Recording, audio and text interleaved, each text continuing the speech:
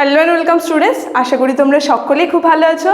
জ্ঞানজ্যোতি coaching সেন্টারের পক্ষ থেকে তোমাদের সবাইকে আরও একবার স্বাগত। তো আমি মীরা ম্যাম, আমি আজ তোমাদের ইউনিভার্সিটির আন্ডারে first semester major paper 1 Bengali যে রয়েছে সেখান থেকে আজ একটি বিষয় নিয়ে বা যেই টপিকটি নিয়ে আমি আলোচনা করব সেটা তোমরা দেখতেই পাচ্ছ, স্ক্রিনে দেওয়া রয়েছে। মঙ্গল কাব্য যে আছে, এই মঙ্গল কাব্যের উৎপত্তি সম্পর্কে কিন্তু আজকে আমি বিস্তারিতভাবে তোমাদের সঙ্গে আলোচনা করব। বিশেষ গুরুত্বপূর্ণ তথ্যগুলি কিন্তু এখান থেকে আলোচনা করব এবং তোমাদের বুঝিয়ে দেব। তোমরা অবশ্যই ভিডিওটি শুরু থেকে শেষ অবধি দেখবে, দেখার চেষ্টা করবে। তো চলো আমি আলোচনায় চলে যাই। দেখো,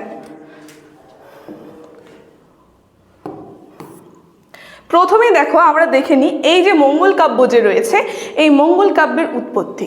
দেখো, এই যে মঙ্গল নামটা বলতে আমরা বুঝতে পারি যে কোনো মঙ্গল জিনিসকে বোঝানো হচ্ছে।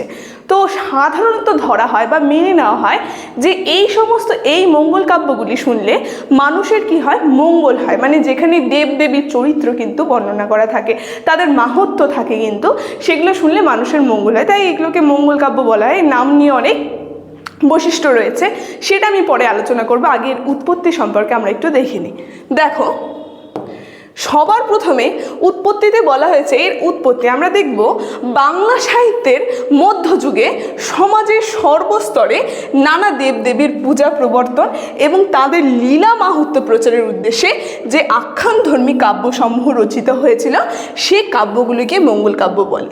তো আমরা এক কথায় যদি বলি মঙ্গল কাব্য কাদেরকে বলে, এখানে সেটাই আমি বললাম যে বাংলা সাহিত্য মধ্যযুগে আমরা দেখব সমাজে এই যে দেবদেবীর যে চরিত্রের বর্ণনা বা তাদের পূজা আরাধনার যে প্রচার শুরু হয়েছিল, এইগুলোকে সাধারণত মঙ্গল কাব্য বলা হয়। ঠিক আছে, তো দেখো এখানে সংজ্ঞা নিয়ে আমি বলেছি, তোমরা একটু দেখে নিও, লিখে নিও।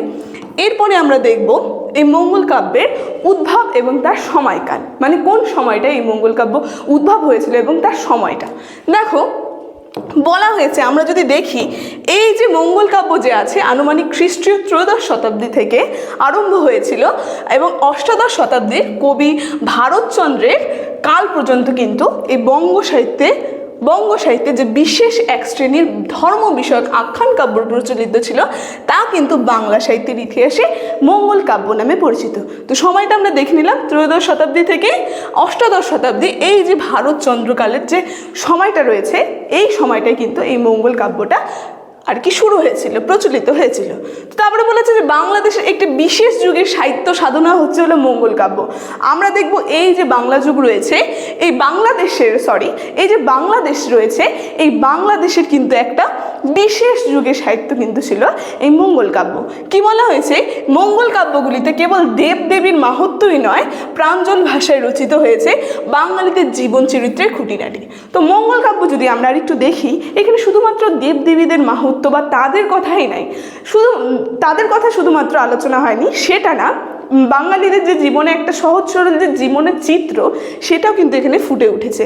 সেটাই বলছে যে প্রাঞ্জল ভাষায় বাঙালিদের জীবন চরিত্রে কিন্তু খুঁটিনাটি কিন্তু আমরা দেখবো এই মঙ্গল কাব্যে কিন্তু আলোচনা করা হয়েছে।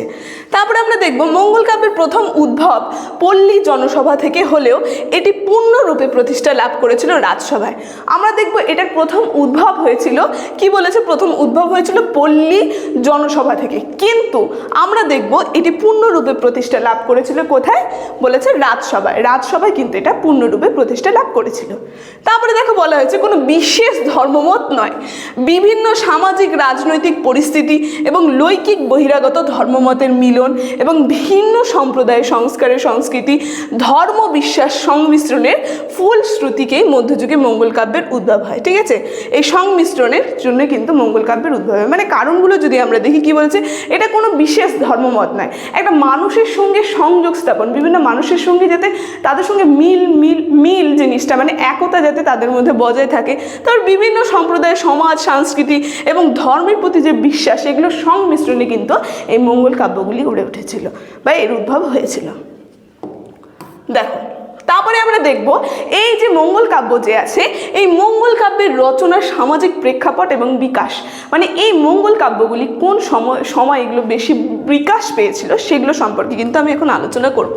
দেখো, প্রথমে বলা হয়েছে যে ত্রয়োদশ শতক থেকে অষ্টাদশ শতক, এটা আমি প্রথমেই বলেছি। এই সময়টাই কিন্তু এই মুসলমান শাসনকালে আমরা দেখব মঙ্গল কাব্যগুলি সৃষ্টি হয়েছিল।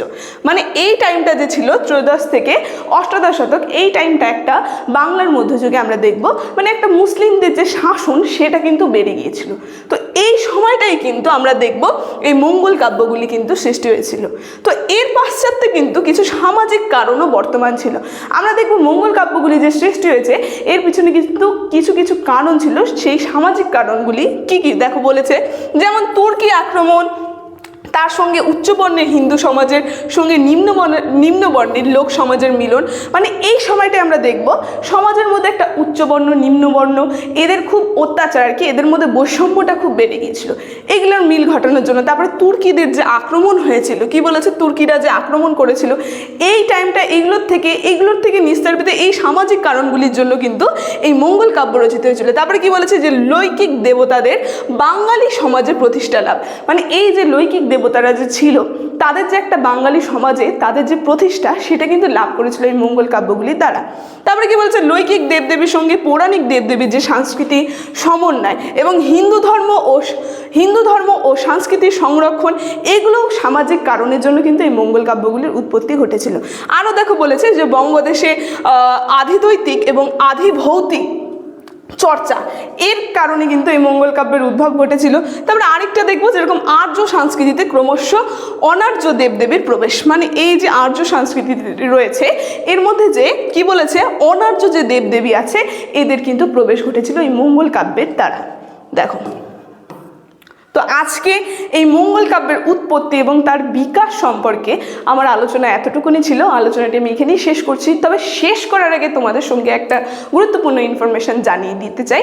দেখো তোমরা স্ক্রিনে দুটো নাম্বার দেখতে পাচ্ছ, এই নাম্বার দুটি হচ্ছে আমাদের জ্ঞানজ্যোতি কোচিং সেন্টারের অফিসিয়াল হেল্পলাইন নাম্বার। এখানে তোমাদের সমস্ত সাবজেক্টের নোটস দেওয়া হয়, তার সঙ্গে প্রত্যেকটা সাবজেক্টের কিন্তু অনলাইনে ক্লাস করানো হয়। তো তোমরা যদি আমাদের সঙ্গে যুক্ত হতে চাইছো তাহলে দেরি না করে এই নাম্বার দুটির মধ্যে যে কোনো একটি নাম্বারের সঙ্গে যোগাযোগ করে আমাদের সঙ্গে যুক্ত হয়ে যায়। তো ভিডিওটি শুরু থেকে শেষ অবধি দেখার জন্য থ্যাংক ইউ।